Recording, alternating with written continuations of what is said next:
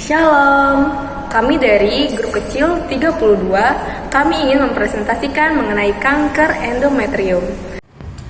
Sekarang kita akan memasuki definisi dari kanker endometrium. Kanker endometrium adalah tumor ganas epitel primer yang berada di endometrium, yang mana tumor tersebut memiliki potensi untuk menyebar ke miometrium. Kanker endometrium merupakan kanker ginekologi yang sering terjadi pada wanita. Kanker endometrium ini lebih sering terjadi pada wanita yang telah mengalami kanker kolon, kanker payudara, dan kanker paru. Yang selanjutnya adalah etiologi dari kanker endometrium. Yang pertama adalah faktor reproduksi dan menstruasi. Yang kedua adalah faktor hormon, yaitu hormon androgen dan hormon eksogen pasca menopause. Yang selanjutnya adalah kontrasepsi oral, obesitas, kondisi medis, faktor genetik, gen pencetus kanker endometrium yaitu MLH1, MSH2, MSH6. Yang selanjutnya adalah merokok dan faktor diet. Tanda dan gejala dari karsinoma endometrium adalah adanya perdarahan pasca menopause, adanya rasa sakit yang parah dan terus-menerus pada bagian perut bawah, adanya rasa sakit saat berhubungan seks, adanya getah vagina yang kemerahan saat menopause atau setelah menopause, adanya rasa sakit dan kontraksi pada rahim sering dikeluhkan, mengalami perdarahan vagina yang abnormal, adanya cairan non-darah pada vagina, adanya nyeri dan bengkak pada pelvis, terasa ada massa atau tumor, kehilangan berat badan tanpa sebab, sakit punggung bagian bawah, adanya darah pada saat buang air kecil dan terasa sakit, mengalami perdarahan yang abnormal pada rahim, keputihan bercampur dengan darah dan nanah.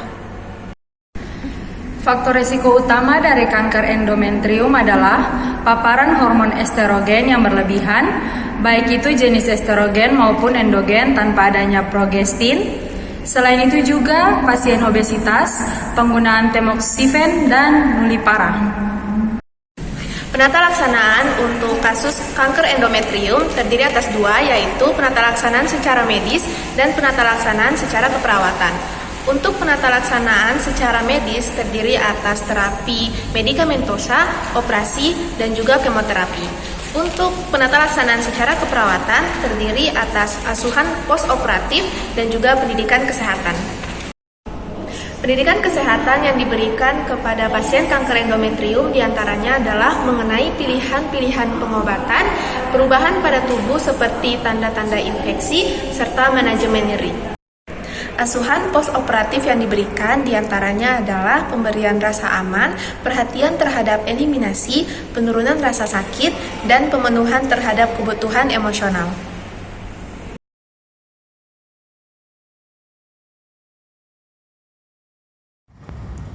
Sekarang kita akan membahas tentang asuhan keperawatan. Yang pertama, pengkajian.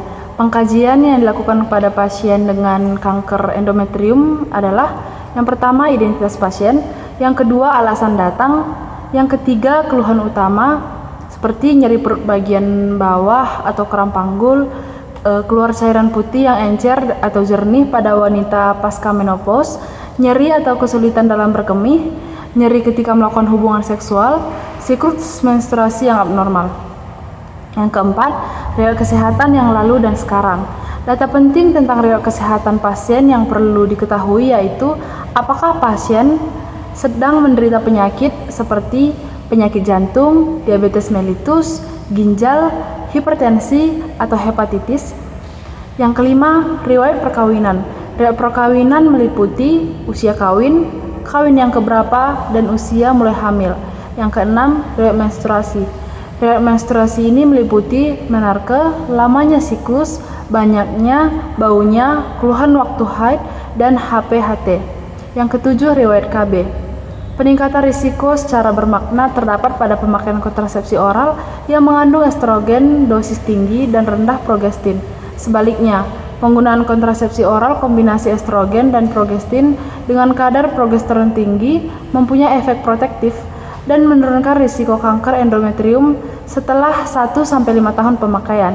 Yang kedelapan, pola fungsional Gordon, dan yang terakhir pemeriksaan fisik. Diagnosa yang sering timbul pada kanker endometrium diantaranya adalah yang pertama, ansietas, berhubungan dengan kematian yang ditandai dengan peningkatan ketegangan, gemetar, ketakutan, dan gelisah. Yang kedua, harga diri rendah berhubungan dengan perubahan penampilan tubuh sekunder terhadap efek kemoterapi ditandai dengan pernyataan rasa malu dan alopecia.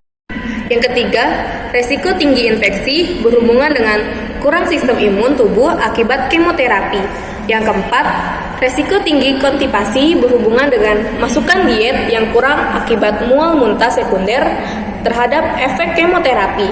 Yang kelima, resiko pendarahan ditandai dengan gangguan koagulasi.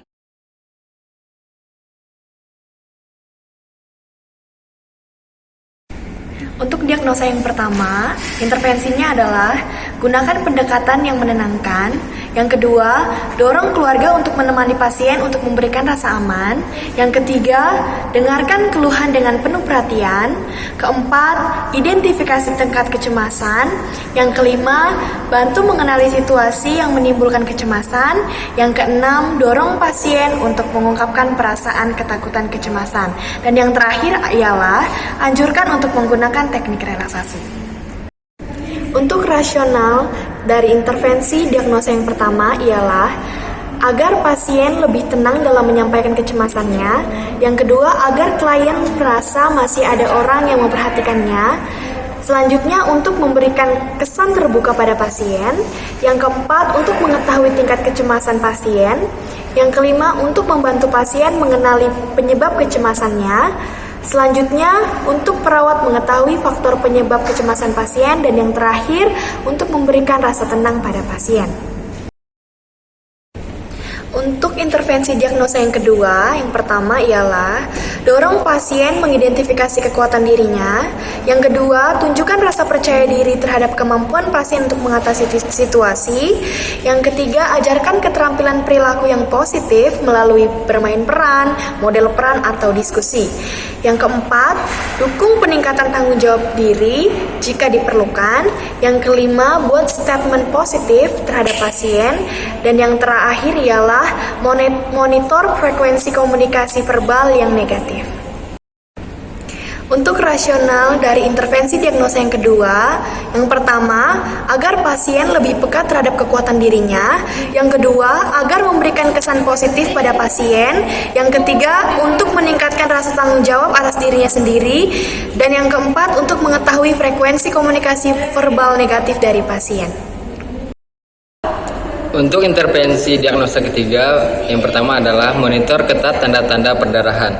Kedua, monitor nilai lab atau koagulasi yang meliputi PT, PTT, dan trombosit. Yang ketiga, lindungi pasien dari trauma yang dapat menyebabkan perdarahan. Yang keempat, hindari pemberian aspirin dan antikoagulan. Yang kelima, anjurkan pasien untuk meningkatkan intake makanan yang banyak mengandung vitamin K. Dan yang terakhir, identifikasi penyebab perdarahan. Untuk rasional dari intervensi diagnosa yang ketiga, yang pertama untuk mengetahui tanda-tanda perdarahan.